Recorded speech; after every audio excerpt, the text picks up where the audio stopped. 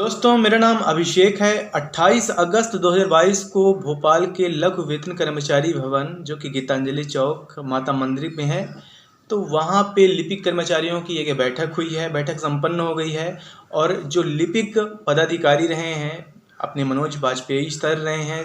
Ramesh Chandra Sharma committee बनी थी, तो लिपिकों की तरफ से लिपिकों को रिप्रेजेंट वही कर रहे थे।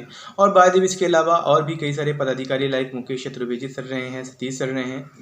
तो बाद में एक बात है कि अभी हमें एजेंडा साफ नहीं हुआ है, अभी उन्होंने इन्फॉर्म नहीं किया है। न्यूज़ कट हमारे पास रेज की है, हम उसके आधार पे बता रहे हैं कि बैठक संपन्न हुई है, ये सभी शामिल हुए हैं। एंड बाद में जो लिपिक कर्मचारियों को एक मंच पे लाने का पुनर्गठन का एक मुद्दा रहा है और साथ ही साथ जो आगे की रणनीति रहेगी उस सब के बारे में कहीं ना कहीं चर्चा हुई है। तो बाद में क्या एग्जैक्टली चर्चा हुई है, जैसे ही बात साफ आ जाती है तो मैं दूसरी वीडियो लाऊंगा।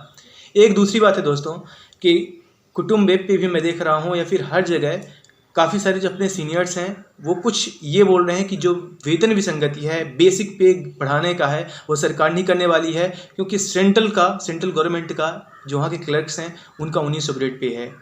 तो देखिएगा वो समयमान वेतनमान पे अपनी बात करते हैं। दूसरी तरफ लिपिकों का एक बहुत बड़ा तबका है और जो इवन अपने पुराने क्लरिकल स्टाफ्स हैं वो भी इस बात पे जोर दे रहे हैं कि सीपीसीटी हटना चाहिए अनुकंपा नियुक्त वालों के लिए। चलिए हम मान लेते हैं, लेकिन उनका क्या, जो कि सीपीसीटी है उनके पास हाई क्वालिफाइड हैं, टफेस्ट एग्ज़ाम वो दे के आते हैं, न संविदा पे होते हैं न आउटसोर्स पे होते हैं कि उनको नियमित कर दिया जाता है या फिर उनके लिए कोई सीट रिजर्व रहती है। वो किसी भी तरह के रिजर्वेशन का फ़ायदा नहीं लेते हैं, बल्कि डायरेक्ट मेहनत करके आते हैं। तो ऐसे बहुत सारे सीपीसीटी वाले साथी हैं जो कि ऑफिस में वर्कलोड वो महसूस करते हैं, लाइक सभी करते हैं।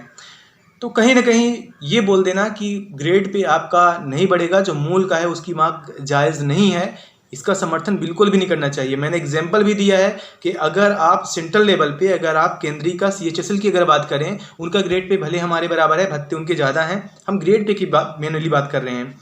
12वीं पास उनकी योग्यता रहती है, इससे ज़्यादा नहीं रहती। सिर्फ 12वीं पास, ना कोई कंप्यूटर डिप्लोमा ना सर्टिफिकेट, कुछ भी नहीं मांगा जाता, सिर्फ 12वीं पास। और हम लोगों का क्या है, ग्रुप 2 सब ग्रुप 4 का पिछली बार अभी एग्ज़ाम हुआ था, जैसे हम एग्जाम्पल के लिए उसे मान लेते हैं, तो उसमें ग्रेजुएशन रहता है, पीजीडीसी रहता है। डीसीए रहेगा तो वैलिड नहीं रहेगा, ग्रेजुएशन रहेगा, पीजीडीसी रहेगा, सीपीसीटी रहेगा, फुल सीपीसीटी क्वालिफाइड।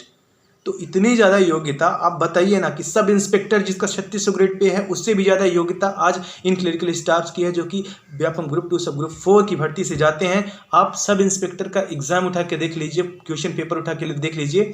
और जो ग्रुप 2 सब ग्रुप 4 का रहता है, 8 सेक्शंस रहते हैं, मैनेजमेंट रहता है, मैनेजमेंट जो सब्जेक्ट रहते हैं सेक्शन रहता है वो रहता है, हिंदी रहता है, इंग्लिश रहता है, साइंस रहता है, सारी की सारी सब्जेक्ट्स रहती हैं। पेपर का लेवल काफ़ी टफ रहता है।